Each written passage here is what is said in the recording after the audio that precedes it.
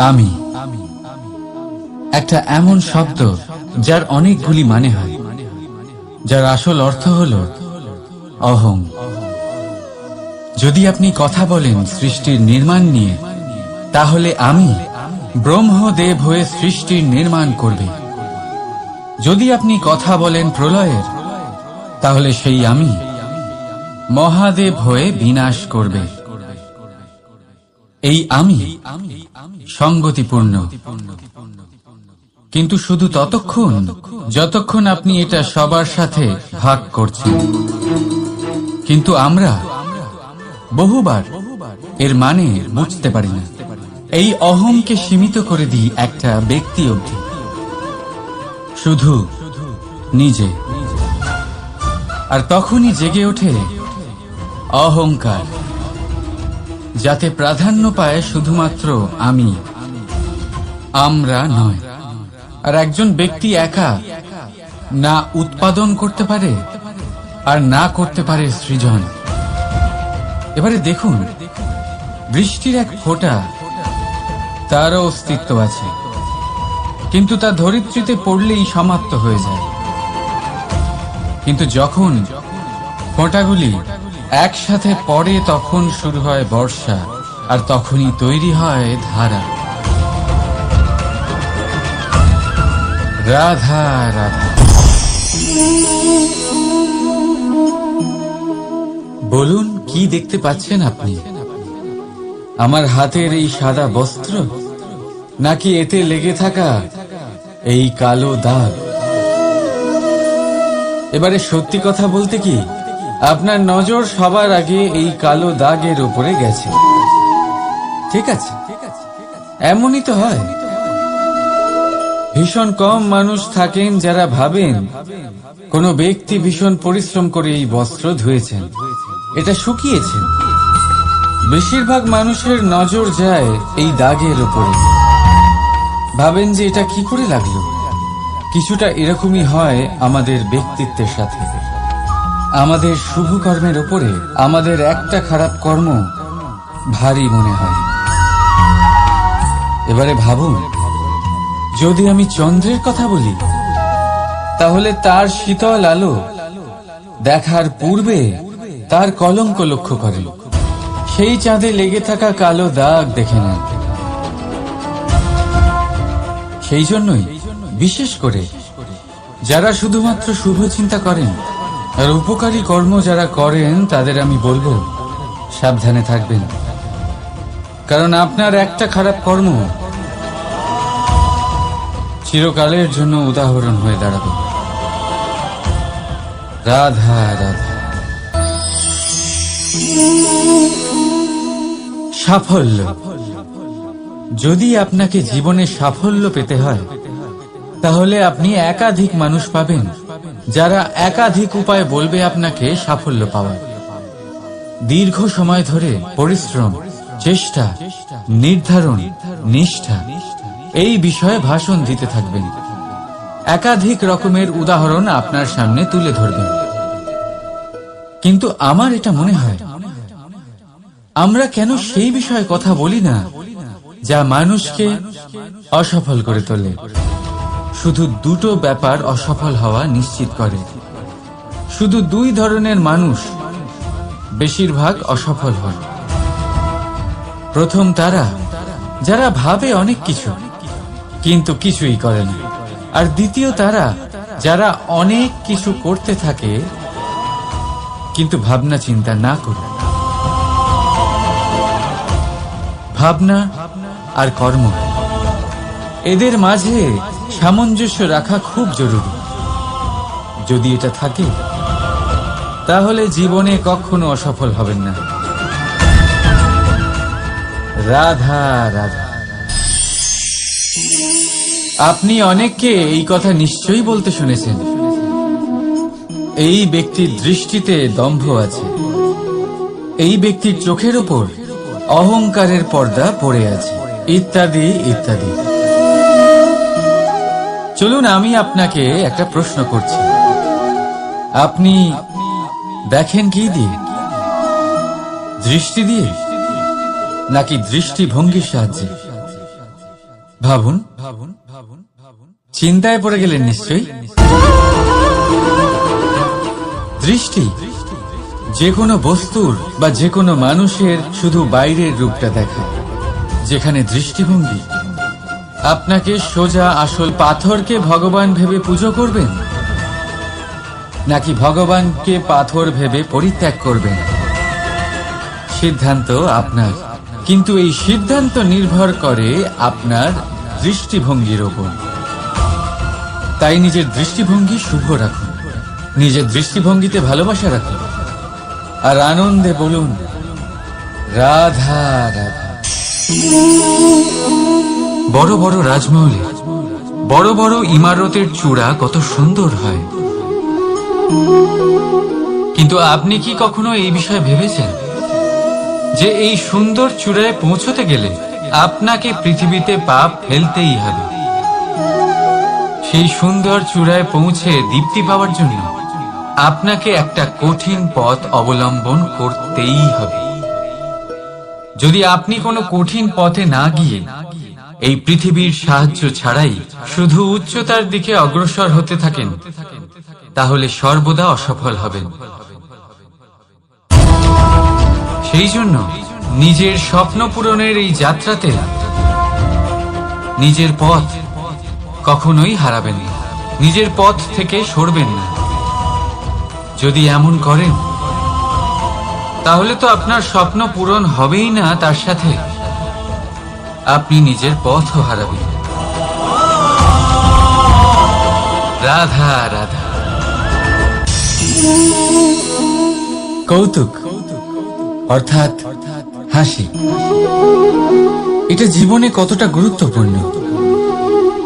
আমরা সর্বদাই হাসতে চাই, আমরা সর্বদা অন্যের মুখে এই হাসি দেখতে চাই। কিন্তু এই কৌতুক অনেক প্রকারের হয়, আর এই কৌতুকের ভিত্তি কি সেটাও খুব গুরুত্বপূর্ণ। কৌতুক কেবল তখনই পাবেন যখন তা শুদ্ধ মন থেকে আসবে। কৌতুক তখনই পাবেন যখন তা আর অপমানিত ব্যক্তির মন তিক্ত হয়ে থাকে। তাই মনে রাখবেন যে এই কৌতুক যেন কৌতুকই থাকে, তা উপহাস বা কটাক্ষ না হয়ে যায়। রাধা রাধা। মানুষ এই শব্দের সূচনা হয়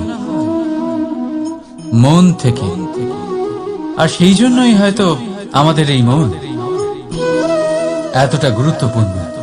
এবারে দেখুন না, আমাদের মনই সবকিছু চালনা করে। মনই সেই যে কল্পনা করে, মনই সেই যা কল্পনাকে বাস্তবে পরিণত করার জন্য পরিশ্রম করতে আমাদের প্রেরণা যোগায়। মনই সেই যা লোভের জালে জড়িয়ে পড়ে। মনই সেই যা অভিমানের পর্দা দিয়ে ঢেকে যায়। আর এই মনই সেই যা আপনাকে বিনাশের দিকে টেনে নিয়ে যেতে পারে। কিন্তু যদি তা পরোপকার করার ইন্ধন পায়, তাহলে এমন কোনো মহান কাজ নেই যা আপনি করতে পারবেন না। কিন্তু এই মন কি?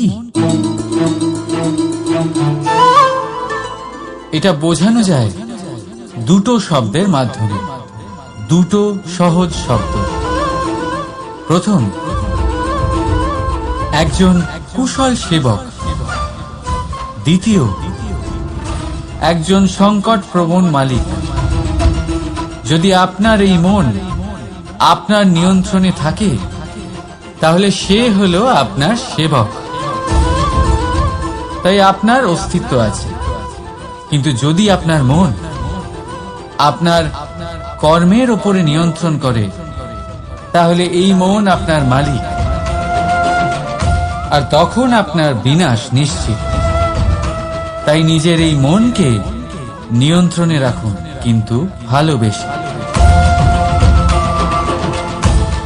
আসুন আমার সাথে আনন্দে বলুন রাধা রাধা। এই সূঁচ দেখতে পাচ্ছেন আপনি? এটা শুদ্ধ লোহা দিয়ে তৈরি, বস্ত্র সেলাই করার কাজে লাগে, অস্ত্রোপচারে কাজে লাগে। কিন্তু আপনি কি কখনো ভেবে দেখেছেন এই সূঁচ কিভাবে তৈরি হয়? লোহার এক বড় অংশকে পিটিয়ে পিটিয়ে টেনে টেনে তাকে পাতলা বানানো হয়। এরপরেই আমরা পেয়ে থাকি সূঁচ। ভাবুন, যদি লোহার টুকরোতে অনর্গল প্রহার করার ফলে একটা লোহার টুকরো সূঁচে পরিণত হয়, তাহলে আমাদের জীবনে অনর্গল চেষ্টা করার ফলে জীবনের সমস্ত অংশকে আমরা কত প্রভাবশালী কাজে পরিণত করতে পারি। শুধু প্রয়োজন দৃঢ় নিশ্চয়তা। তাহলে আসুন আমার সাথে ভালোবেসে বলুন, রাধা রাধা। বিশ্বাস, জীবনে বিশ্বাস কতটা গুরুত্বপূর্ণ। একজন স্ত্রী তার স্বামীর হাত ধরে যে কোনো জায়গায় যেতে পারেন, এর কারণ হলো বিশ্বাস। তার নিজের স্বামীর ওপরে বিশ্বাস আছে। যখন একজন মা তার ছোট বাচ্চাকে কোলে তুলে হাওয়ায় ওঠায়, তখন সেই বাচ্চা ভয়ভীত হয়ে যায় না। তার কারণ হলো বিশ্বাস। তার বিশ্বাস আছে যে তার মা তার কিচ্ছু হতে দেবে না। এক বৈদ্যের দেওয়া ঔষধ সন্তান কিছু না বুঝে শুনেই খেয়ে ফেলে। সেই বৈদ্যের জ্ঞানের বিষয়ে তার কোনো ধারণাই থাকে না। শুধু নিজের পিতার উপরে বিশ্বাস আছে যে তার পিতা তাকে খারাপ কিছুই দেবে না। যখন এই সংসারের প্রতিটা বন্ধন বিশ্বাসের উপরে দাঁড়িয়ে আছে, তাহলে কেন এই বিশ্বাসকে আমরা জীবনে আনতে পারি না? আপনি নিজেই দেখুন, এই বিশ্বাস নিজের জীবনে এনে দেখুন, সবকিছু আরো সুন্দর হয়ে যাবে। তাই ভালোবেসে বলুন, রাধা রাধা।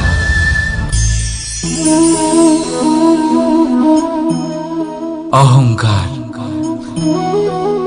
এই শব্দটা সবাই শুনেছেন। বহু মানুষকে আপনি এটা বলতে শুনেছেন যে ওই ব্যক্তির অহংকার আছে, ওই মানুষটির ক্ষমতার অহংকার আছে, ওই ব্যক্তির নিজের রূপ নিয়ে অহংকার আছে, ওই ব্যক্তির নিজের অর্থের অহংকার আছে, ইত্যাদি ইত্যাদি। কিন্তু এই অহংকার, এর অস্তিত্ব হয় কি করে? এবারে একবার এই হাতটা দেখুন। যদি এই হাতের 5 আঙ্গুল উঠে দাঁড়ায়, আশীর্বাদ। আর যদি এই হাতের 5টা আঙ্গুল একসাথে মুঠো হয়ে যায়, শক্তি। সংকটের বিরুদ্ধে ঢাল। কিন্তু এই একটা আঙ্গুল সংকটের কারণ হয়ে দাঁড়াতে পারে। এই একটা আঙ্গুল শত্রুকে আহ্বান জানায়। এবার অহংকার বলে এই শব্দটাই দেখেন। আমাদের থেকে আলাদা হয়ে গেলে হয় অহং। অহং অর্থাৎ ব্যক্তির মনে হয় যে সে আপনদের থেকে, নিজের বন্ধুদের এবং সঙ্গীদের থেকে, নিজের পরিবারের থেকে অনেক উপরে, অনেক শ্রেষ্ঠতর সে। কিন্তু মনে রাখবেন, এই অহংকার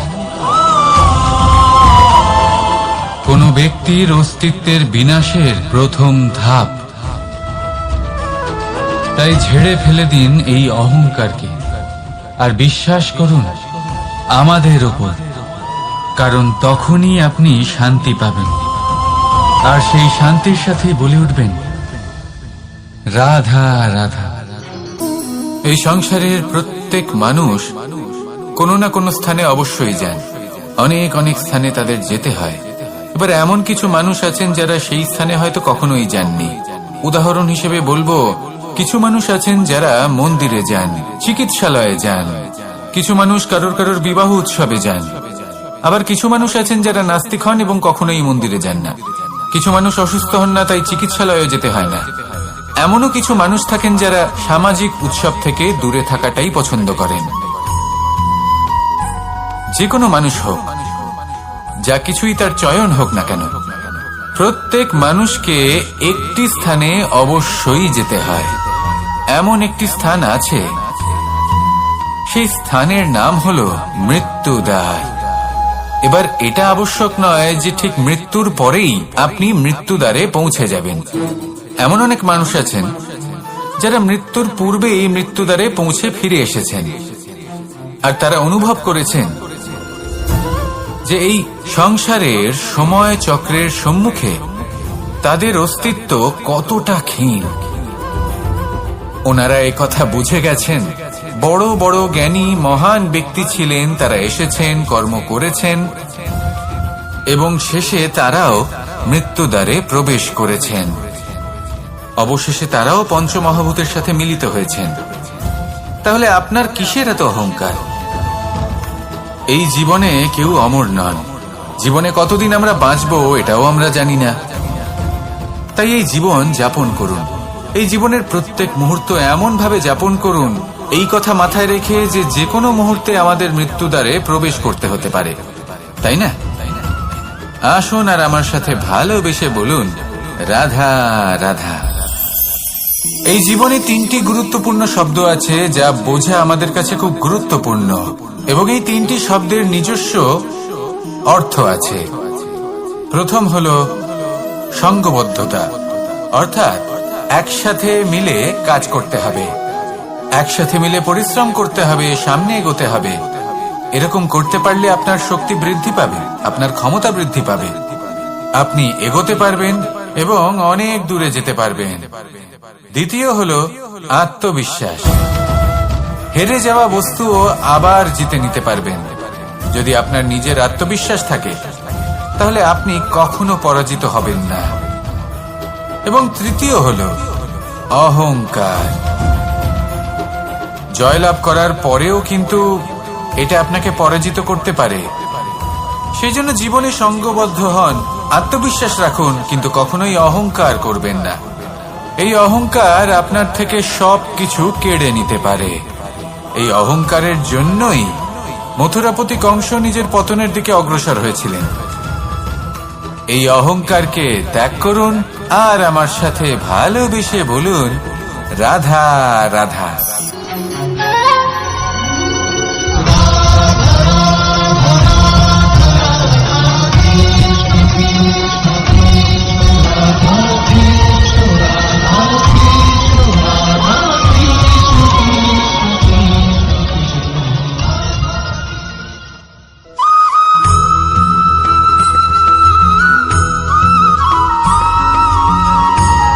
মানুষ জন্মগ্রহণ করেন, বড় হতে থাকেন, পুরুষার্থ লাভ করেন, অর্জন করেন। অর্জন করা আসলে কি? বেশিরভাগ মানুষ বলেন অর্জন করা অর্থাৎ ধন সম্পত্তি অর্জন করা। আর কি অর্জন করা যায়? আর কি লাভ করা যায়? আসল প্রশ্ন হলো এটাই যে কি এমন আছে যা বাস্তব রূপে অর্জন করার যোগ্য। তা হলো ব্যবহার, জ্ঞান এবং সন্তোষ। কেন? কারণ আপনি যখন এই সংসার ছেড়ে চলে যাবেন তখন আপনার ধন সম্পত্তি আপনাকে বিদায় জানাতে আসবে না। আপনাকে বিদায় জানাতে আসবে আপনার আপনজন, যাদের সাথে আপনার সুসম্পর্ক ছিল। সমগ্র সংসারে সহস্র মানুষ ধন অর্জন করে থাকেন। শ্রেষ্ঠ মানুষ হলেন তিনি যিনি ব্যবহার, জ্ঞান এবং সন্তোষ অর্জন করে থাকেন, একে সকলের মধ্যে বিতরণ করেন। তাই এটাই করুন আর আমার সাথে ভালোবেসে বলুন, রাধা রাধা। এই সংসারের আরম্ভ থেকে এখনো পর্যন্ত এবং ভবিষ্যতেও একটা যুদ্ধ আছে যা হয়ে চলেছে, চলতেই থাকবে। পাপ এবং পুণ্যের মধ্যে যুদ্ধ, সত্য এবং অসত্যের মধ্যে যুদ্ধ। এই যুদ্ধ চলেই আসছে, আর এই যুদ্ধে যারা লড়েন তাদের আমরা সবসময় জয় জয়কার করি। আর যারা এই জয় জয়কার করেন তাদের প্রত্যেকের একটা বিশেষ গুরুত্ব থাকে। যখনই কোনো যোদ্ধা যুদ্ধক্ষেত্রে ক্লান্ত হয়ে পড়ে, শক্তিহীন হয়ে পড়ে, তখন এরা জয় জয়কার করে, শঙ্খ বাজাতে থাকে। সেই যোদ্ধাকে অনুপ্রেরিত করে, শক্তি এবং সাহসে ভরিয়ে তোলে, আর তখন সেই যোদ্ধা সেই যুদ্ধকে এগিয়ে নিয়ে যেতে পারে। যখন শ্রীরাম লঙ্কা যাত্রা করার জন্য সেতু তৈরি করছিলেন, তখন একটা ছোট্ট মিষ্টি কাঠবিড়ালি নিজের মুখে মাটির টুকরো বয়ে নিয়ে গিয়ে তার সাধ্যমতো তাকে সাহায্য করছিল। শ্রীরাম দেখলেন এবং বললেন যে ও তো সবার মনোবল বৃদ্ধি করছে, সবাইকে প্রেরিত করছে। ও বলল যে আমি এত ছোট হয়েও যদি এই কাজ করতে পারি, তাহলে আপনারা সবাই কেন পারবেন না? এটাই হলো সেই সকলের মাহাত্ম্য, যারা জয় জয়কার করেন, অনুপ্রেরিত করেন, সাহস যোগান। ওনারা সেই ব্যক্তি যারা একজন যোদ্ধার মধ্যে যুদ্ধকে জয় করার শক্তি প্রদান করেন। আসুন আমার সাথে ভালোবেসে বলুন, রাধা রাধা। সংসারে আমাদের জীবনে যখন কোনো সুখ বা দুঃখ আসে, তার জন্য আমরা কাউকে না কাউকে অবশ্যই দায়ী করে থাকি, তাই না? এই ব্যক্তি আমাদের সাথে এরকম কাজ করেছেন, তাই আমার সাথে এমন হলো। ওই ব্যক্তি যদি এমনটা না করতেন, তাহলে আজ আমি ওই স্থানে পৌঁছতে পারতাম। সবই আপনার দৃষ্টিভঙ্গির উপর নির্ভরশীল, আর যদি আপনার দৃষ্টিভঙ্গি এমন হয়, তাহলে তা অনুচিত। সত্যি কথা বলতে, এই সংসারে ভিন্ন ভিন্ন ধরনের মানুষ আছে। এটা আপনার উপর নির্ভর করছে কিভাবে তাদের স্বাগত জানাবেন। একবার ভাবুন, আমি আমার দুটো হাত সামনে নিয়ে এলাম, দুটো মুঠো খুলে দিলাম। দুই প্রকারের মানুষ আসবেন, কিছু না কিছু দিয়ে যাবেন। এই মুঠো যদি আমি বন্ধ করে দিই, তাহলে না কেউ আমাকে কিছু দিতে পারবে, না আমার কিছু যাবে আসবে। নিশ্চয়ই বুঝতে পারছেন এই দুই ধরনের ব্যক্তি কারা এবং তারা কি দিয়ে যান। আমি যদি নিজের মুঠো খুলে দিই, তাহলে কিছু ভালো মানুষ আসবেন, আমাকে আনন্দ, সন্তুষ্টি, জ্ঞান প্রদান করে যাবেন, ভালো অভিজ্ঞতা দিয়ে যাবেন। কোনো খারাপ ব্যক্তি যদি আসেন, তাহলে তিনিও খারাপ অভিজ্ঞতা দেবেন, যার থেকে আমি শিক্ষা লাভ করব। এই সব কিছু আমি লাভ করতে পারি। মুঠো যদি বন্ধ করে রাখি, তাহলে আমি কিছুই পাবো না। দেখুন, এই সংসারে প্রত্যেকের জীবনে এইরকম, প্রত্যেকের জীবনে সবকিছুই আছে, ভালো খারাপ দুই মানুষই আছে, ভালো অভিজ্ঞতা আছে, খারাপ অভিজ্ঞতা আছে। নির্ভর করছে আপনার উপর যে আপনি কি করবেন, এনাদের স্বাগত কিভাবে জানাবেন, কার থেকে কি বুঝবেন, কি শিখতে পারবেন, আর কোন দৃষ্টিভঙ্গি নিয়ে অগ্রসর হবেন। এটাই নির্ধারণ করবে যে আপনার জীবন কেমন হবে। আসুন আমার সাথে ভালোবেসে বলুন, রাধা রাধা। এটা হলো একটা সাদা পাতা। এবার এতে আমি যাই লিখব, সেটাই এর অস্তিত্ব হবে। এতে আমি প্রেমের কিছু কথা লিখে একে প্রেম পত্র বানিয়ে তুলতে পারি। মাতা পিতার জন্য একটা শুভ সংবাদ লিখতে পারি। শত্রুর বিষয়ে সতর্ক করব বলে সেনাকে একটা সংবাদ লিখতে পারি। দ্বারকাবাসীর জন্য কোনো সংবাদ পাঠাতে পারি। যাই লিখব, এই পত্র সেটাই হয়ে উঠবে। সেই রকমই হলো আমাদের জীবন। আমরা যেমন কর্ম আমরা করব, আমাদের অস্তিত্ব এবং ব্যক্তিত্ব ঠিক তেমনই হয়ে উঠবে। যদি আপনি একটা অসাধারণ, উজ্জ্বল এবং সম্মানজনক জীবনযাপন করতে চান, তাহলে তার একটা রহস্য আপনাকে বলি।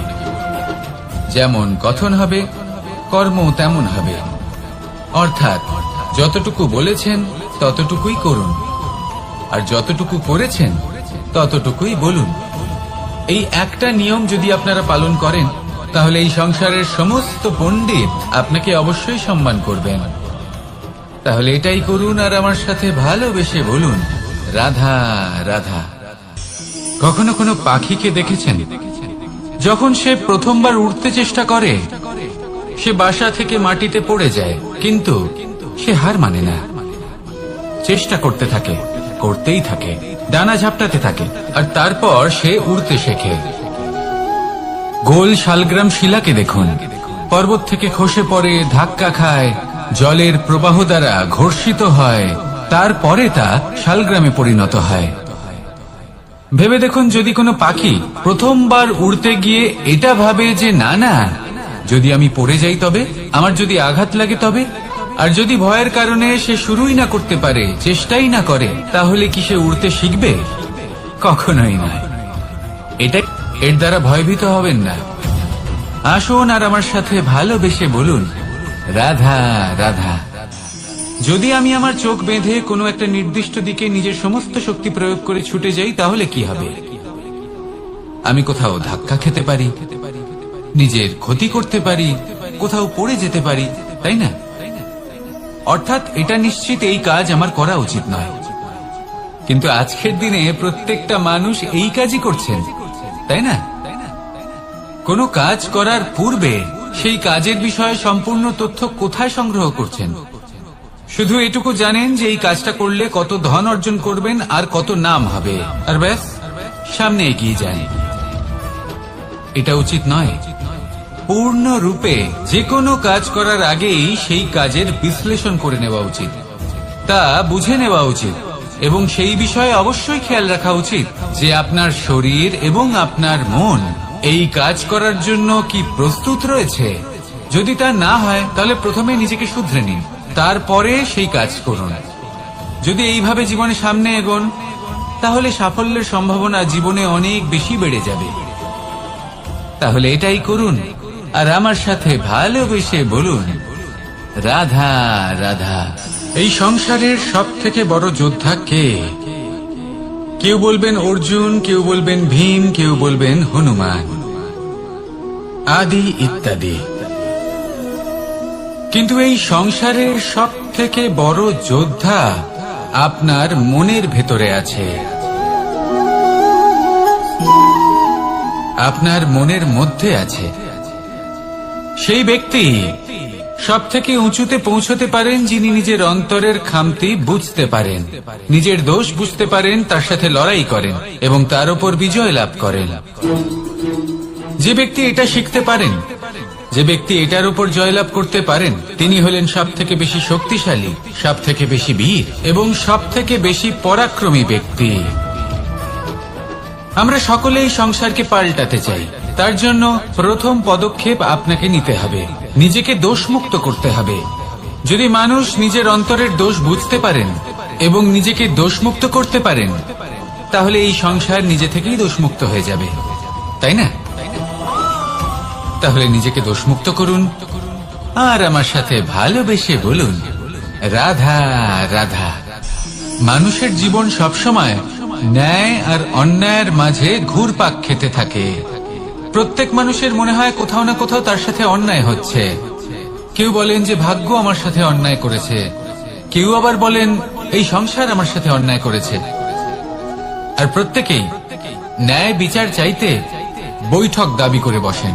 কখনো এই বিচার গৃহে যান, আবার কখনো ওই বিচার গৃহে। যদি সত্যি কথা বলি, এই সংসারের সব থেকে বড় বিচার গৃহ আপনার কাছেই রয়েছে, আপনার মন। আপনার মনই হলো সব থেকে বড় বিচার গৃহ। এ খুব ভালো করেই জানে কি শুদ্ধ আবার কি অশুদ্ধ, এর শুভ অশুভর জ্ঞান রয়েছে, এ সব জানে। দেখতে গেলে প্রত্যেকটা মানুষ যদি নিজের মনের কথা শোনেন, তাহলে তিনি ভালোভাবেই বুঝতে পারবেন তিনি কি উচিত করেছেন আর কি অনুচিত। দিনে একবার রাত্রে নিদ্রায় যাওয়ার পূর্বে নিজের সাথে বসুন, চোখ বন্ধ করুন আর বিচার করুন আজ আপনি কি উচিত করেছেন আর কি অনুচিত। আপনার মন সঠিক বিচার তখনই করে দেবে। আসুন আমার সাথে ভালোবেসে বলুন, রাধা রাধা। আপনি কখনো কোনো পাথরের বুক চিরে বয়ে চলা কোনো নদী দেখেছেন? পাথর নদীর সামনে নত হয়ে যায়, তাকে বাধা দিতে চেষ্টা করে কিন্তু কখনো বাধা দিতে পারে না। এই নদী হলো ততটাই শক্তিশালী, কিন্তু এর আরম্ভ কোথা থেকে হয়? দূরে কোথাও কোনো পর্বতের চূড়াতে এক বিন্দু জল ঝরে পড়ে আর তার সাথে হিম গলিয়ে দেয়। তারপর জলের শক্তি বৃদ্ধি পায়, তারপর অনেক বিপদের সম্মুখীন হয় আর অনেক ধরনের বাধা সে অতিক্রম করে। তার শক্তির এতটাই বৃদ্ধি হয় যে তাকে বাধা দেওয়া একেবারেই অসম্ভব ব্যাপার হয়ে যায়। দেখুন, নদী তো মহান বটেই, কিন্তু তাকে মহান করে তুলেছে কে? সেই সকল বিপদ যার থেকে ও কখনো পালায়নি। সেইভাবেই আমাদেরও বিপদ থেকে পালিয়ে গেলে হবে না, তার সম্মুখীন হতে হবে সাহসের সাথে, পূর্ণ শক্তি প্রয়োগ করে। তবেই আমরা শিখতে পারবো, তবেই আমরা সামনে এগোতে পারবো। যদি আপনি জীবনে কুন্দন হয়ে উঠতে চান, তাহলে জ্বলন সহ্য করতেই হবে। আসুন আমার সাথে ভালোবেসে বলুন, রাধা রাধা। এ হলো গোলাপ ফুল। একে আমরা সকলেই চিনি। সমগ্র সংসার ভালোবাসে এই পুষ্পকে। এই ফুল দেখতেও সুন্দর। সবথেকে বেশি গুরুত্বপূর্ণ কথা হলো এর সুগন্ধ, যা দূর দূরান্ত থেকে ব্যক্তিদেরকে আকৃষ্ট করে। এই সুন্দর পুষ্প একটু মন দিয়ে দেখলেই দেখা যায় এর নিচে কাঁটা রয়েছে। এই সংসার বলে, এ প্রকৃতির কেমন রচনা, এত কোমল পুষ্প, এটা কি তীক্ষ্ণ কাঁটা সহ প্রস্ফুটিত হয়? এটাই হলো জীবনের সত্য। আমাদের অন্তরের সদ্গুণ, সেগুলিও এই ফুলের মতোই সুন্দর। সংসার এর সৌন্দর্য দেখতে পায়, এর সুগন্ধ চতুর্দিকে ছড়িয়ে পড়ে। কিন্তু এই সদ্গুণ জাগ্রত করে তোলার জন্য কঠোর পরিশ্রম করতে হয়, প্রতিনিয়ত চেষ্টা করে যেতে হয়। তাই জন্য যদি আপনি জানেন আপনার পথ উচিত কিন্তু তা কাঁটায় পরিপূর্ণ, তাহলে থামবেন না, চলতে থাকুন। একবার যদি অন্তরের সদ্গুণ জাগ্রত হয়, তাহলে এই সংসারের সৌন্দর্য দেখবে আর সুগন্ধে আকর্ষিত হয়ে আপনার কাছে আসবে। এই মন, এই জীবন প্রসন্ন হয়ে বলবে, রাধা রাধা। মোহনের বাঁশির এই সুর, এই সঙ্গীত কার না পছন্দ হয়? সবারই খুব ভালো লাগে। এবার এই সুর আসে কোথা থেকে? কেউ বলবেন কৃষ্ণের হৃদয় থেকে। সত্য কথা, এই সুর হৃদয় থেকে নির্গত হয় এবং প্রকট হয় এই বাঁশি থেকে। এই বাঁশিটাকে দেখুন, এই ছিদ্রগুলি দেখুন। প্রত্যেকটা সুর থেকে নিজস্ব একটা স্বর নির্গত হয়। এবার যে ব্যক্তি এই সমস্ত সুর এবং স্বর বুঝতে পারেন, এতে নিপুণ, তিনি এই বাঁশির দ্বারা যে সুর নির্গত করবেন তা তো মধুর অবশ্যই হবে। এবার জীবনের সাথেও কিছুটা এরকমই ঘটে। জীবনের কিছু নীতি থাকে, অর্থ, কুটুম্ব এবং আধ্যাত্মিক। যদি জীবনের প্রত্যেকটা মুহূর্ত সুখময় হয় এরকম আপনি চান, তাহলে এই তিনটি নীতিতে আপনাকে নিপুণ হতে হবে। কোনো একটি বিশেষ নীতির প্রতি যদি আপনি বেশি ঝুঁকে পড়েন, তাহলে বাকি দুই নীতি থেকে যা সুখ লাভ করা সম্ভব তা পারবেন না। ধন অর্জন করতে হবে পরিবারের জন্য, পরিবারের সুখ মনের শান্তির জন্য, মনে শান্তির প্রয়োজন মনের শুদ্ধতার জন্য। যখন এই মন শুদ্ধ হবে, জীবন শুদ্ধ হবে, পবিত্র হবে, সুন্দর হবে এবং ভালোবেসে বলবে, রাধা রাধা। জল, এ হলো জীবনের আধার পঞ্চতত্ত্বের মধ্যে একটি, আর অত্যন্ত বিশেষ। এর থেকে অনেক বড় শিক্ষা পাওয়া যায়। এই জল, গন্তব্যের বিষয়ে এর স্পষ্ট ধারণা আছে। ও জানে ওর লক্ষ্য কি, আর প্রয়াস করে ততদূর সে পৌঁছেও যায়। এটি পর্বত থেকে বয়ে নিচে নেমে আসে, নদীর সাথে সমাহিত হয়ে তার সাথে বয়ে চলে, চিরসবুজ বনানী গড়ে তোলে, প্রাণীদের তৃষ্ণা নিবারণ করে, সামনে এগিয়ে চলে, মানুষের সাথে মিলিত হয়। যারা একে বাঁধের মধ্যে বেঁধে রাখতে চেষ্টা করে, সে বন্দি দশাতেও থেকে যায়, মানুষের কল্যাণ করে। তারপর বাঁধ থেকে মুক্তি পেয়ে এগিয়ে চলে, কোথাও ধাক্কা খায়, কোথাও বাধা পড়ে, কোথাও যদি পথ খুঁজে না পায় তাহলে পথ খুঁজেই নেয়, আর যেখানে পথ থাকে না সেখানে পথ বানিয়ে নেয়, আর শেষ পর্যন্ত নিজের লক্ষ্যে পৌঁছেই যায়, অর্থাৎ সমুদ্রে গিয়ে সমাহিত হয়ে যায়। আমাদেরও কিছুটা এরকমই হয়ে উঠতে হবে। যেখানেই যাবেন সকলের কল্যাণ করুন, সামনে এগোন। আপনি কোথাও পড়ে গেলে, ধাক্কা খেলে আঘাত লাগবেই, উত্থান পতন লেগেই থাকে। সামনে এগোতে থাকুন। কোথাও পথ না পেলে তা খুঁজে নিন, কোথাও পথ না থাকলে তা বানিয়ে নিন। নিজের গন্তব্যের কথা সব সময় মনে রাখুন। শেষ পর্যন্ত নিজের মোক্ষ লাভ আপনি অবশ্যই করবেন। আর আমার সাথে ভালোবেসে বলুন, রাধা রাধা। জীবনের প্রত্যেক মুহূর্ত আমাদের কিছু না কিছু শিক্ষা দেয়, নির্ভর করছে আমাদের দৃষ্টিভঙ্গির উপর। যেমন নদী হলো আমার অত্যন্ত প্রিয়, নদীতে ভ্রমণ করতে আমার খুব ভালো লাগে। কি বলেন? নদীতে সবসময় নতুন কিছু থাকে, ও পুরনো কিছুই নিয়ে বসে থাকে না। সবসময় প্রবাহমান, কখনো থামে না। ততক্ষণ থামে না যতক্ষণ না সাগরে গিয়ে সমাহিত হচ্ছে।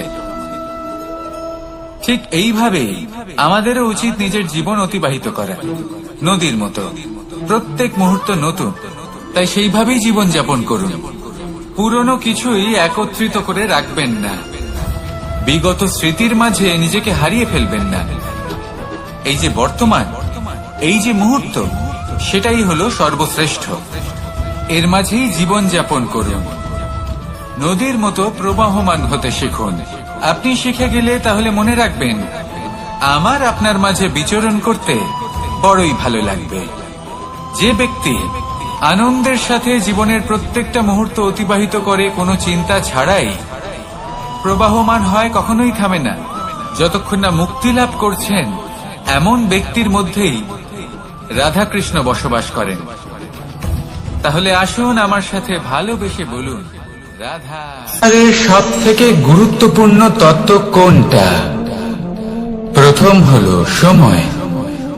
জন্ম থেকে মৃত্যু পর্যন্ত এই যে সময়, এটাই তো হলো জীবন। দ্বিতীয় হলো জীবন, যাতে আমরা সময়ের সদ্ব্যবহার করি, শ্রেষ্ঠ থেকে শ্রেষ্ঠতর কাজ করার চেষ্টা করি। বহু বছরের এই পরম্পরা, এই সংস্কৃতিকে এগিয়ে নিয়ে যাওয়ার চেষ্টা করি।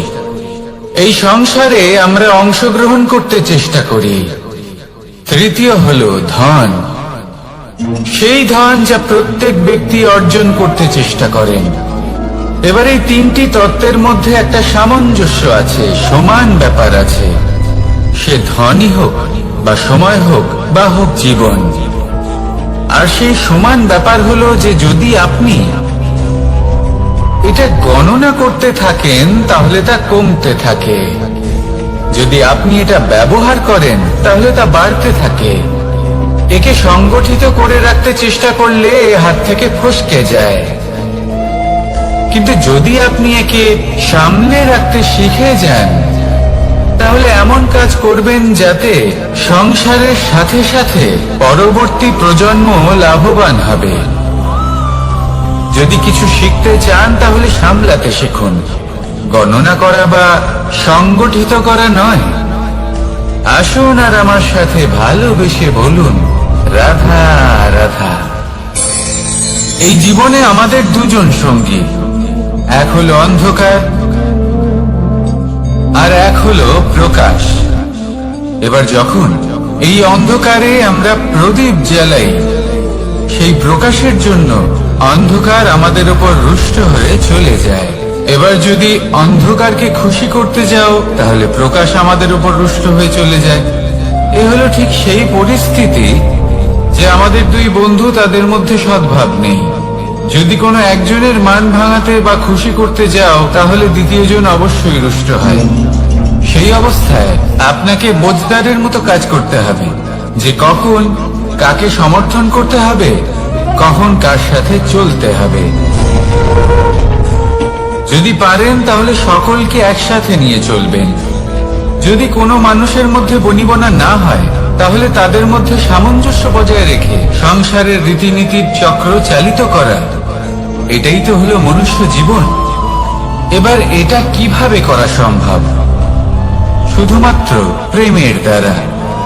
তাহলে এইভাবেই সবাইকে প্রেমের দ্বারা বেঁধে রাখুন, আর আমার সাথে ভালোবেসে বলুন, রাধা রাধা। কিছু মানুষ বড়ই বিচিত্র হন, এমন ভাবে জীবনযাপন করেন যেন তাদের কোনোদিন মৃত্যুই হবে না।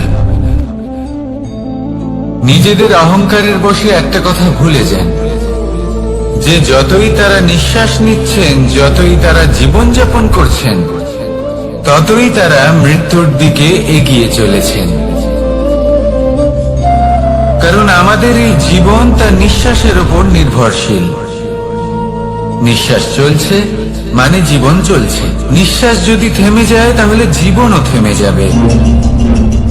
আমাদের জীবনের প্রদীপ যে কোনো মুহূর্তে নিভে যেতে পারে, আর কত সময় বাকি রয়েছে সেই বিষয়ে আমাদের কোনো ধারণাই নেই। তাই যে মুহূর্ত আমরা এখন যাপন করছি সেটার সদ্ব্যবহার করে নেওয়া যাক, কোনো শুভ কর্ম করে নেওয়া যাক, এমন কোনো কর্ম যার দ্বারা আমাদের ব্যক্তিত্বতে এমন এক চমক আসে যে আমাদের মৃত্যুর পরেও এই সংসার আমাদের চিরস্মরণীয় করে। কারণ একটা কথা ঠিক, মৃত্যু হলো একটা অটল সত্য, তাকে মেনে নিতেই হবে, স্মরণীয় করে রাখতেই হবে। যে সময় আছে তার সদ্ব্যবহার করুন আর আমার সাথে ভালোবেসে বলুন রাধা রাধা। এই সংসারের সব থেকে বড় সুখ কি? কেউ বলবেন নিজের লক্ষ্য প্রাপ্ত করা, কেউ বলবেন ধন উপার্জন করা, কেউ বলবেন নিদ্রাই সব থেকে বড় সুখ, কেউ বলবেন রাজ্য লাভ করা, আবার কেউ বলবেন মাতার হাত থেকে খাবার খাওয়া, আদি ইত্যাদি। কিন্তু যদি সত্যি কথা বলি, এই সংসারের সব থেকে বড় সুখ হলো সেবা করা। কখনো কাউকে সেবা করে দেখুন। এই সেবা দ্বারা অন্য কোনো মানুষের আশীর্বাদ লাভ করাতেই সুখ রয়েছে। আপনার সেবা ভাব দ্বারা যখন কোনো মানুষ নিজের অন্তরাত্মা থেকে আপনাকে আশীর্বাদ করে, তার থেকে বড় সুখ আর কিছুই নেই। কারণ প্রত্যেক মানুষের মধ্যে ঈশ্বর বাস করেন। নরের সেবাই হলো নারায়ণের সেবা। নিষ্কাম সেবা করাই হলো সব থেকে বড় সুখ। তাই নিজের অন্তরে সেবার এই ভাব জাগ্রত করুন। যে সুখের কথা আমি বলছি সেই সুখ অনুভব করেই দেখুন। এই মন সুপ্রসন্ন হয়ে বলবে রাধা রাধা।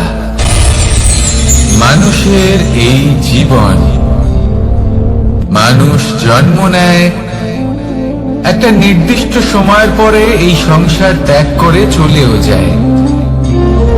এবার শুধু এটাই আবশ্যক নয় যে এই জীবনকালকে আপনি যাপন করবেন, শুধু এটাই গুরুত্বপূর্ণ নয়। আবশ্যক এবং গুরুত্বপূর্ণ হলো এটা যে এই জীবনকালে আপনি এমন কিছু করেন যাতে এই সংসারের মঙ্গল হয়, যাতে এই সংসার আপনাকে মনে রাখে, আপনার থেকে প্রেরিত হয়, আপনার মতো হতে চায়। প্রত্যেক বছর আপনার জন্মতিথির অপেক্ষা করে, এমন ভাবে আপনার জন্মদিন পালন করে যাতে সেটা মহোৎসবের আকার ধারণ করে। এবার এই জন্মদিন এমনি এমনি মহোৎসবে পরিণত হয় না। তখন হয় না যখন কোনো ব্যক্তি রাজার রূপে বা কোনো গোয়ালার রূপে জন্মগ্রহণ করে। তখন পরিণত হয় যখন একজন মানুষ জন্মগ্রহণের পরে এই সংসারকে কোনো শিক্ষা দিয়ে যান। কিভাবে একজন মানুষ গোয়ালা থেকে রাজা হতে পারে, কিভাবে একজন মানুষ অসত্য থেকে সত্যের পথে চলতে শুরু করেন, অধর্ম থেকে ধর্মের পথে চালিত হতে পারেন, কিভাবে অন্ধকার থেকে প্রকাশের দিকে যেতে পারেন, কিভাবে নিজের আত্মাকে পরমাত্মার সাথে মিলিত করতে পারেন।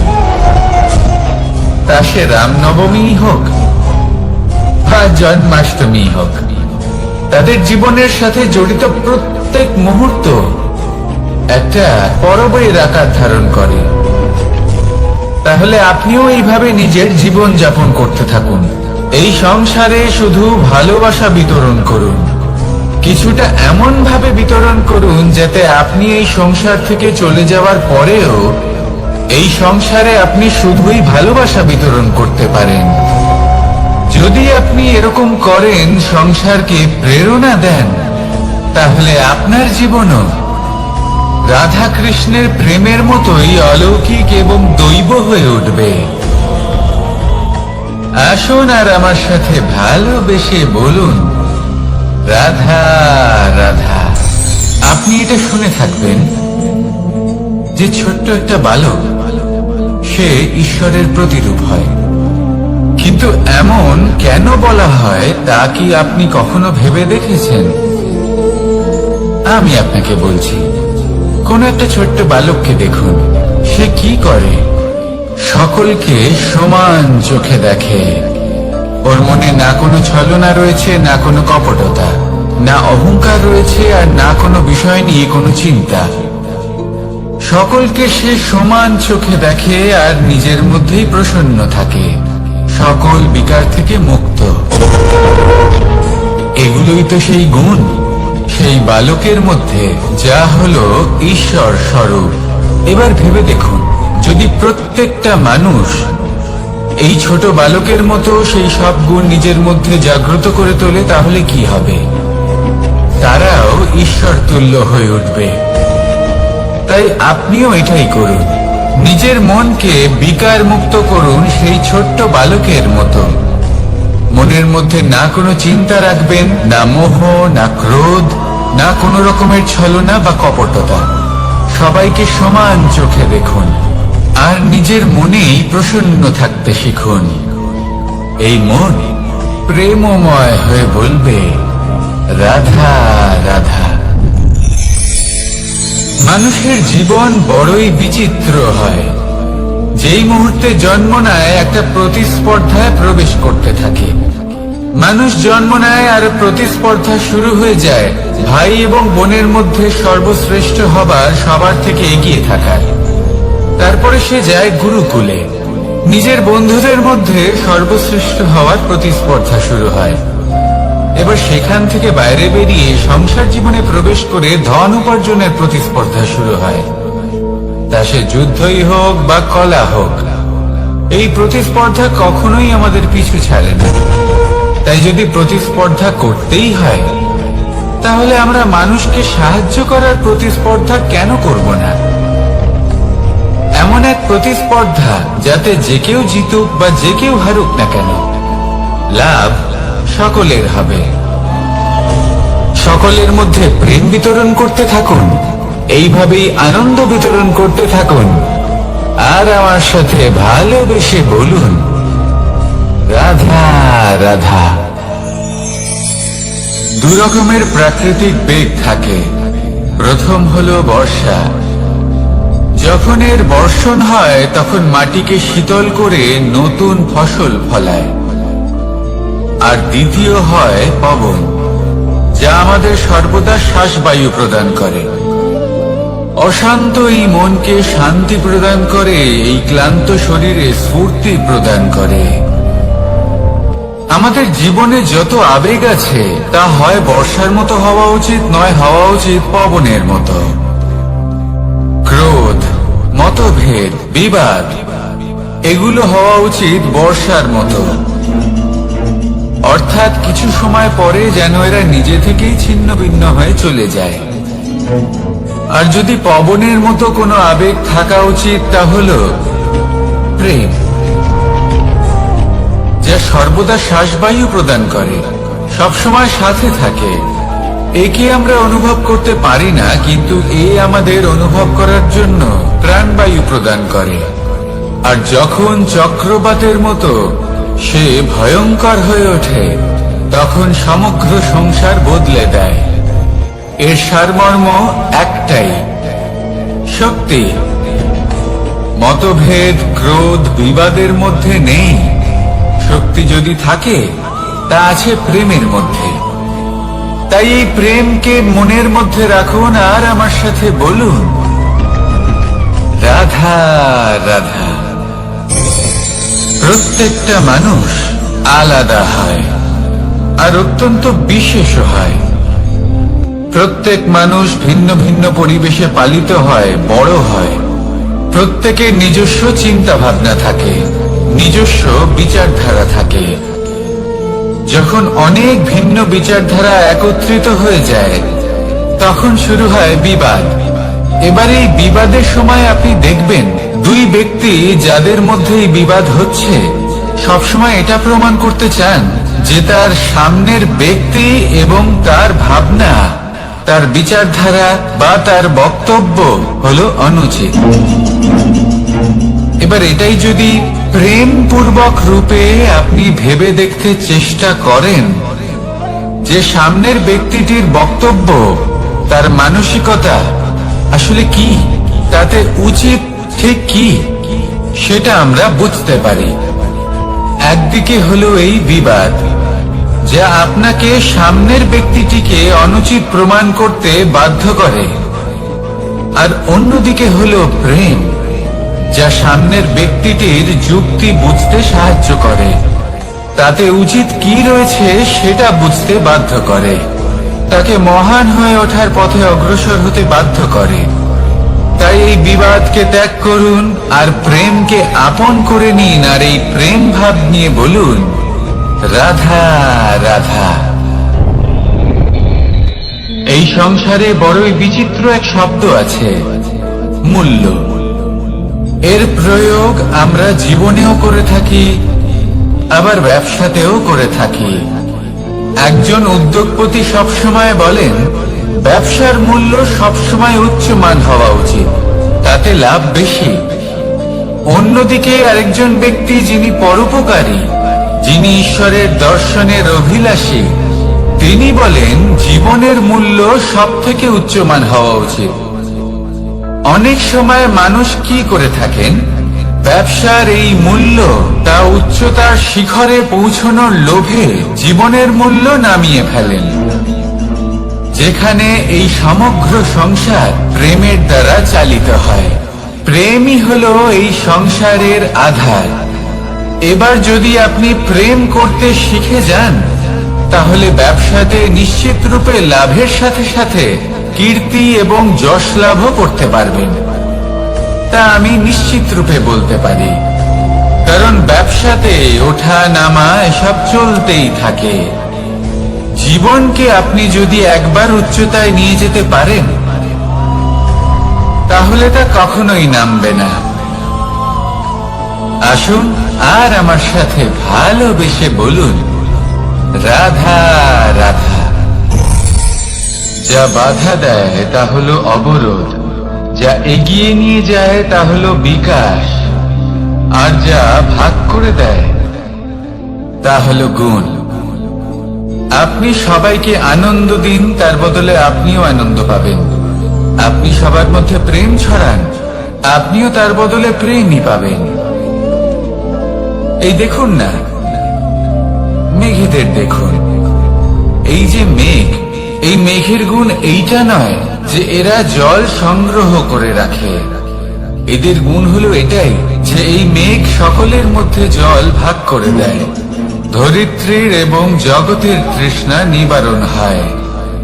সূর্য, সূর্যের গুণ এইটা নয় যে সে সব থেকে বেশি তেজস্বী। তার গুণ হলো এটাই যে সে নিজের তেজ সবার মধ্যে ভাগ করে দিতে পারে। ঠিক সেইভাবেই জীবনে আনন্দ, উল্লাস, প্রেম এই সব কিছুই ভাগ করে নিতে শিখুন। এটাই হলো একটা গুণ, আর তার বদলে আপনি দ্বিগুণ আনন্দ, দ্বিগুণ উল্লাস, দ্বিগুণ প্রেম অবশ্যই পাবেন। যদি আপনি এই সবকিছু নিজের কাছেই জমিয়ে রাখেন, তাহলে আপনি নিজের বিকাশে নিজেই বাধা দেবেন। আসুন আর আমার সাথে ভালোবেসে বলুন, রাধা রাধা। আপনি কখনো মাখনের হাঁড়ি ভেঙেছেন? কত আনন্দ পাওয়া যায়। এই মাখনের হাঁড়ি ভাঙলে পুরো মাখন আমাদের গায়ে এসে পড়ে আর মন উচ্ছ্বসিত হয়ে ওঠে। কিন্তু তার জন্য বালগোপালদের কত চেষ্টা করতে হয় সেটা কখনো ভেবে দেখেছেন? প্রথমে বড়ই পরিশ্রম করে একের উপর এক সাবধানে ওপরে চড়তে হয়, তারপরে ভারসাম্য বজায় রাখতে হয়, পড়ে গেলে হবে না।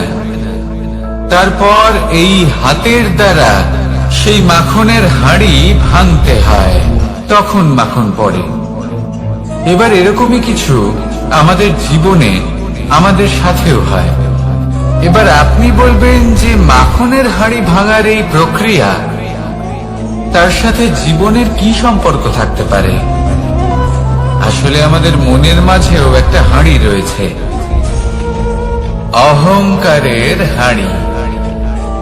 আর এই অহংকারের হাঁড়ি যখন ভেঙে যায়, তখন প্রসন্ন হবার আনন্দ চতুর্দিকে ছড়িয়ে পড়ে।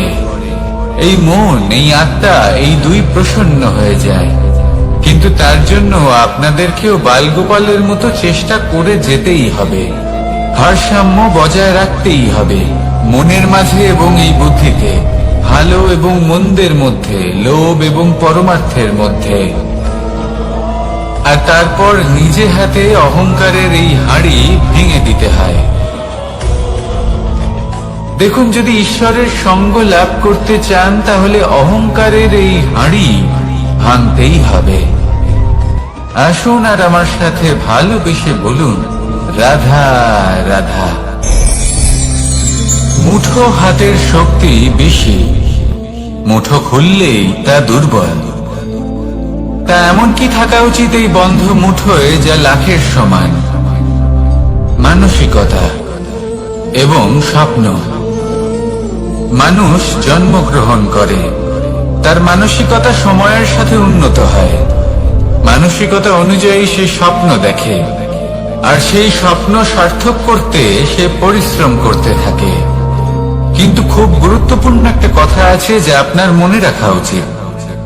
আপনার এই মানসিকতা, আপনার এই স্বপ্ন, তা যেন আপনার নিয়ন্ত্রণে থাকে। আপনার বন্ধ মুঠোয় যেন এর লাগাম থাকে, আপনি যেন এর প্রভু হন। যদি তা হয়, তবেই আপনি লাভবান হবেন। যদি এরা আপনাকে নিয়ন্ত্রণ করতে থাকে, যদি আপনার মুঠো খুলে যায়, না পথ আপনার নিয়ন্ত্রণে থাকবে, না মানসিকতা থাকবে, না স্বপ্ন নিয়ন্ত্রণে থাকবে। আর যদি তাই হয়, তাহলে আপনি আপনার ভবিষ্যৎ নষ্ট করে ফেলবেন। তাই নিয়ন্ত্রণ করতে শিখুন নিজের বিচার বুদ্ধি, নিজের মানসিকতা, নিজের স্বপ্নকে। নিজের এই স্বপ্ন পূরণ করুন আর আমার সাথে ভালোবেসে বলুন, রাধা রাধা। এই সংসারের সব থেকে কঠোর ধাতুর মধ্যে একটি হলো লোহা। লোহা দিয়ে আমরা অনেক অস্ত্র শস্ত্র লাভ করি, অনেক বস্তুও লাভ করি। এবার এই লোহাকে কাটার জন্য, একে কোনো আকার দেওয়ার জন্য কি প্রয়োগ করতে হয়? লোহা। এবার এই কথাটা আমরা সকলেই জানি যে লোহার দ্বারাই লোহাকে কাটতে হয়। এবার এই কথা আমি আপনাকে কেন বলছি? এরপরে খুব বড় একটা প্রশ্ন আসে, যা খুব বড় শিক্ষা দিয়ে যায়। এটা কেন হয় যে আমরা একটা লোহা দিয়ে একটা লোহাতে আঘাত করছি, কিন্তু যে লোহা দ্বারা আঘাত করছি তার আকার বদলাচ্ছে না, যার উপর প্রহার করছি তার আকার বদলাচ্ছে? এতে পার্থক্যটা কোথায়? পার্থক্য হলো তাপমাত্রায়। দেখুন, যে লোহাকে আমরা কাটতে চাই তার তাপমাত্রা বাড়াতে হয়, তাকে গরম করতে হয়। আর যে লোহা দ্বারা আমরা আঘাত করতে চলেছি, সেই লোহা আমাদের ঠান্ডা রাখতে হয়। অর্থাৎ ঠান্ডা লোহা গরম লোহাকে কেটে দেয়। এবার এই শিক্ষা কি আমাদের জীবনে যথেষ্ট নয়? আমাদের জীবনে অনেক সমস্যা আসতে পারে, কিন্তু আমাদের এই বিষয়ে বিশেষ খেয়াল রাখতে হবে যে আমাদের মনকে আমরা যেন ঠান্ডা রাখি, এই মস্তিষ্ককে শান্ত রাখতে হবে। যদি আমরা ক্রোধ বা ঈর্ষার আগুনে জ্বলতে থাকি, বিদ্বেষের আগুনে জ্বলতে থাকি, তাহলে আমরাও সেই লোহার মতোই হয়ে যাব, যার তাপমাত্রা অত্যন্ত বেশি। তখন যে কেউ এসে আমাদের বিচ্ছিন্ন করে চলে যাবে। মনে রাখবেন, যিনি যত বেশি স্থির বুদ্ধির অধিকারী, যিনি হলেন সব থেকে বেশি শান্ত, তিনি হলেন সব থেকে বেশি বলশালী।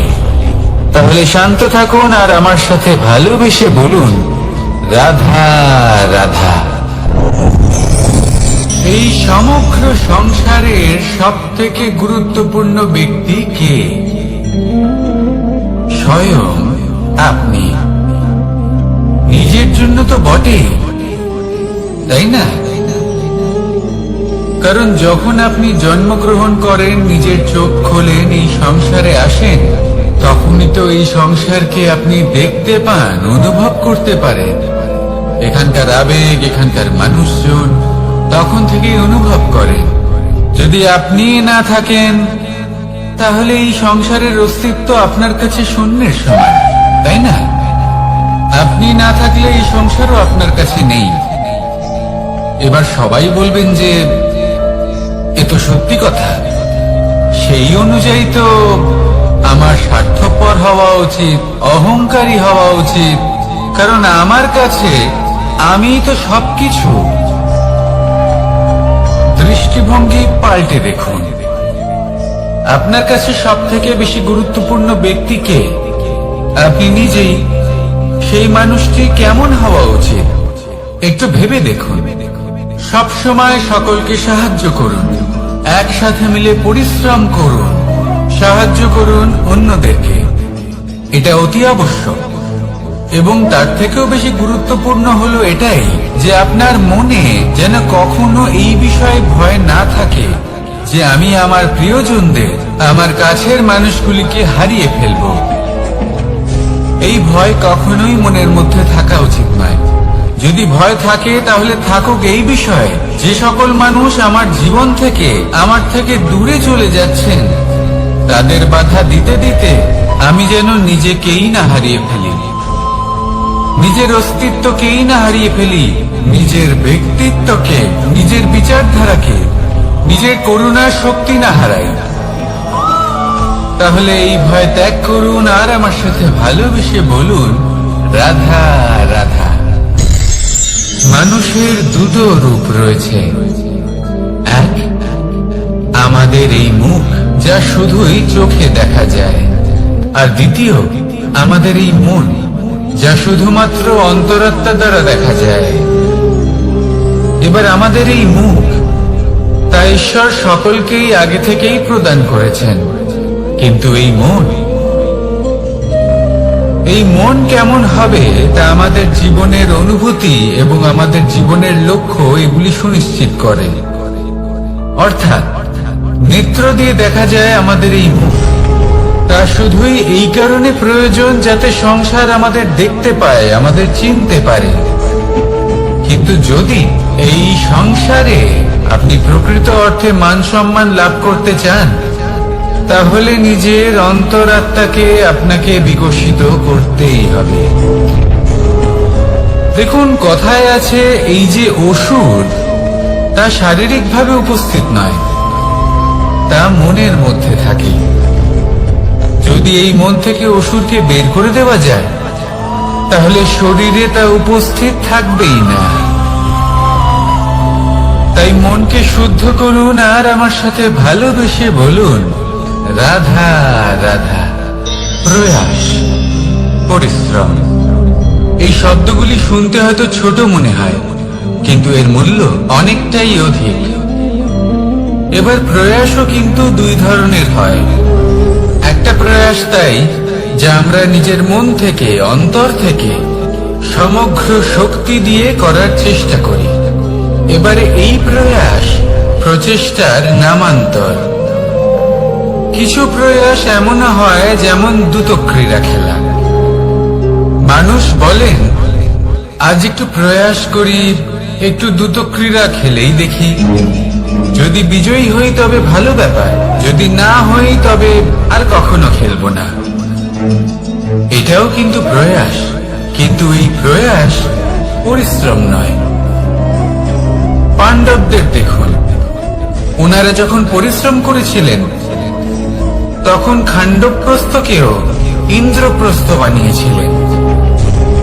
দ্রুতক্রীড়া খেললেন, সেই মুহূর্তেই ইন্দ্রপ্রস্থ হারিয়ে ফেললেন। পরিশ্রম করলেন, সগৌরবে রাজা হলেন। দ্রুতক্রীড়া খেললেন, তখন এক মুহূর্তে রাজা থেকে নিঃস্ব হয়ে গেলেন। সারমর্ম এটাই যে দ্রুতক্রীড়া কখনো কখনো আপনার মিত্র হতে পারে, কখনো সে আপনাকে বিজয়ী করতে পারে, কিন্তু প্রয়াস এবং পরিশ্রম যখন একসাথে মিলিত হয় তখন তা সর্বদাই আপনার সাথে থাকে। প্রয়াস করতে থাকুন, পরিশ্রম করতে থাকুন আর আমার সাথে ভালোবেসে বলুন, রাধা রাধা। মানুষ কখনো কখনো সময়কে নিয়ন্ত্রণ করতে চেষ্টা করে, কখনো কখনো সময়ের গুরুত্ব বুঝতে পারে না। এটা ভাবে যে এই কিছু মুহূর্ত কেটে যাক, একে অতিবাহিত করি, তাহলে কি বা হবে, কয়েকটা মুহূর্ত মাত্র। কিন্তু তা নয়। আজকের একটা মুহূর্ত ভবিষ্যতের অনেক বড় পরিবর্তনের ভিত হতে পারে। আজকের একটা মুহূর্ত আপনার ভবিষ্যৎকে উজ্জ্বল করে তুলতে পারে। সেই জন্য ছোট ছোট মুহূর্তগুলিকে অদেখা করবেন না। সময়কে কাজে লাগান, পূর্ণরূপে কাজে লাগান। এবার যদি আপনি কাউকে সাহায্য করতে চান আর সেই কারণেই যদি থেমে থাকেন, তাহলে ঠিক আছে, কারণ আপনি কাউকে সাহায্য করে তার জীবনকে আরো ভালো করে তুলতে চাইছেন, আরো শ্রেষ্ঠ করতে চাইছেন। এই পুণ্য, এই কর্ম ফিরে আপনার কাছেই আসবে আর আপনার জীবনকে শুভ করে তুলবে। কিন্তু যদি আপনি আলস্যের কারণে থেমে থাকেন এবং কিছুই না করেন, সময় নষ্ট করেন, তাহলে কিন্তু একটাই ঘটনা ঘটবে, আপনার ভবিষ্যৎ বিপদগ্রস্ত হয়ে পড়বে, আর কিছুই নয়। সেই জন্য এটা বোঝা প্রয়োজন যে কখন থামতে হবে এবং কেন থামতে হবে। যদি আপনার থামার কারণ এবং সময় অনুচিত হয়ে থাকে, তাহলে আপনার ভবিষ্যৎ কখনোই উচিত হতে পারে না। সেই জন্য সময়কে সম্মান করুন আর পূর্ণ ব্যবহার করতে শিখুন। আর আমার সাথে ভালোবেসে বলুন, রাধা রাধা। জীবনে সবসময় সেটা হয় না যা আমরা চাই, তেমন ভাবে হয় না যেমন ভাবে আমরা চাই। এবার তাতে আমরা দুঃখ পাই, নিরাশ হয়ে পড়ি, ভাগ্যকে দোষ দিই অথবা অন্য কাউকে বা নিজেকে। কিন্তু সত্যটা কি, সেটা আমাদের জানতে হবে। এই সংসার নির্মিত হয়েছে পাহাড় দ্বারা এবং পাথর দ্বারা, তাই প্রত্যেক স্থানে ছোট ছোট ছোট ছোট নুড়ি পাথর তো অবশ্যই থাকবে। এগুলো এড়িয়ে যাওয়া সম্ভব নয়, আর এই কথাটা আমরা সকলে জানি। এবার এইভাবেই আমাদের জীবনে নানান রকমের সমস্যা লেগেই থাকে। এর হাত থেকে কোনোভাবেই নিস্তার পাওয়া সম্ভব নয়। একটা সমস্যা এড়াতে যান, দ্বিতীয় চলে আসবে, দ্বিতীয় সমস্যা এড়াতে যান, তৃতীয় চলে আসবে। কিন্তু সমস্যা জীবনে থাকবেই, আর আপনাকে সাহায্য করার জন্যই থাকবে কোনো না কোনো রূপে। আপনার চারপাশে পাথর আছে, এটা আপনার উপর নির্ভরশীল আপনি কি করবেন, কোন পথে অগ্রসর হবেন এবং কিভাবে অগ্রসর হবেন। এবার দেখুন, এটা তো সবসময় সম্ভব নয় যে আপনার পদতলে ফুলের চাদর থাকবে, এটা তো অসম্ভব। সেই জন্য উচিত এটাই হবে যে আপনি পাদুকা পরিধান করে জীবনে অগ্রসর হন। এর সারমর্ম এটাই, যখনই জীবনে সমস্যা আসবে দৃঢ় হয়ে সম্মুখীন হন এবং এটা বোঝার চেষ্টা করুন যে এই সমস্যা জীবনে কেন এলো, কি শিক্ষা দিয়ে গেল। আপনার মধ্যে দোষ অবশ্যই থাকবে, তাকে গুণে পরিবর্তিত করুন। এই জীবন আরো বেশি সহজ সরল হবে এবং প্রসন্ন হয়ে বলবে, রাধা রাধা। অনেক মানুষ আমাকে এসে বলেন যে কানাই, তোমার কথাগুলি তো আর কি বা বলি, তোমার কথা কি থেকে কি করে ফেলতে পারে, অসম্ভবকে সম্ভব করে ফেলতে পারে। এত শক্তি তোমার কথাতেই রয়েছে, তো অন্য কিছু করার কোনো প্রয়োজনই কোথায়? এবার ওনারা এই কথাটা বুঝতে পারেন না যে জ্ঞান শুধুমাত্র শব্দের সমন্বয় মাত্র। কিন্তু এর অর্থ কি সেটা জানার জন্য অনুভব করা প্রয়োজনীয়, সেই পথে চলা প্রয়োজনীয়। এই অভিজ্ঞতাই আপনাকে অর্থ বুঝিয়ে দেবে। ঠিক যেমন তুমি কর্ম করতে থাকো, ফলের চিন্তা করো না। এটা শুধুই শব্দ।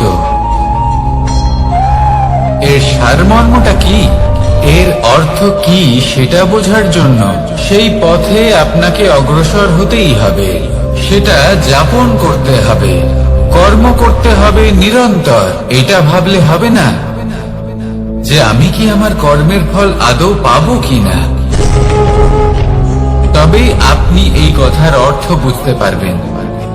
কখনো ভেবে দেখবেন, আমাদের বাড়িতে যারা জ্যেষ্ঠ আছেন, বড় আছেন, আমরা তাদের পুজো করি, তাদের সেবা করি, আমরা তাদের চরণ স্পর্শ করি।